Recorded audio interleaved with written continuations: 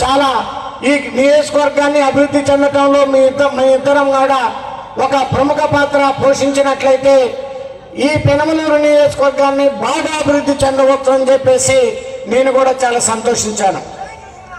నేను వైసీపీ పార్టీలో ఉన్నప్పుడు నేను ప్రధాన కారణం అక్కడి నుంచి కూడా రావడానికి వాళ్ళు ఒక 3-4 నెలల కిందట వైసీపీ వాళ్ళు పిలిచి నువ్వు పవన్ కళ్యాణ్ గారిని బాగా తిడుతూ ఒక ప్రెస్ మీట్ పెట్టాలన్నారు.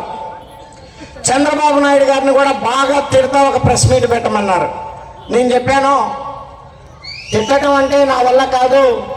బందర్లో ఒక ఆయన ఉంటాడు, పవన్ కళ్యాణ్ గారిని ఎట్లా కావాలంటే ఎలా తిడుతుంటాడు, చంద్రబాబు నాయుడు గారిని ఎలా కావాలంటే ఎలా తిడుతుంటాడు, కావాలంటే ఆయన చేత చెప్పండి అని చెప్పేసి వాళ్ళకు ఒక గుడ్ బై చెప్పొచ్చాను.